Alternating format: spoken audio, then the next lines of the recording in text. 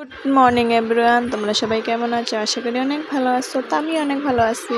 তো আমি এখানে সকাল সকাল আজকে ঘুম থেকে উঠে পড়েছি, কারণ আজকে হলো লক্ষ্মী পুজো। তো পুজো হলে অনেক রকমেরই কাজ থাকে বাড়িতে।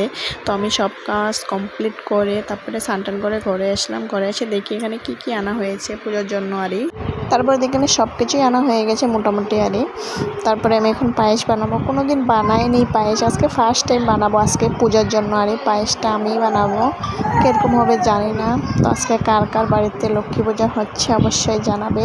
তো কার কার বাড়িতে পুজো হলে ভালো লাগে জানি না, কিন্তু আমার অনেক পরিমাণ ভালো লাগে বাড়িতে পুজো হলে। আর এখানে আমি এগুলো বানাচ্ছি। এগুলা প্রথমে আমারটা ভালো হয় নাই, তারপরে আমাকে মায়ের একটু ঠিক করে দিল তারপর দেখি এগুলো মোটামুটি হয়ে গেছে। তারপর এখানে আমার যা লাড্ডু বানাচ্ছে আর আমি বসে রয়েছি, বসে এগুলো বানাচ্ছি পিঠাগুলা। তো আমরা এগুলো বানাইতে সেই সকালে বসেছি, সকালে 10টার দিকে বসেছি বানানে। তো আমাদের এগুলো বানানো কমপ্লিট হয়ে গেছে 3টা সাড়ে 3টার দিকে।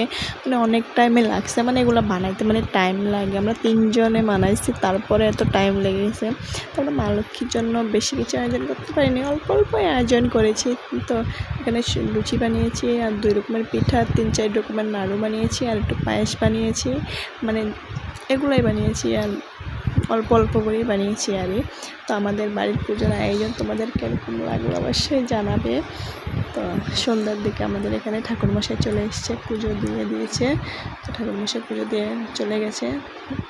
তো আমাদের আজকে পুজো কীরকম লাগছে অবশ্যই জানাবে। তো এখানে টাটা।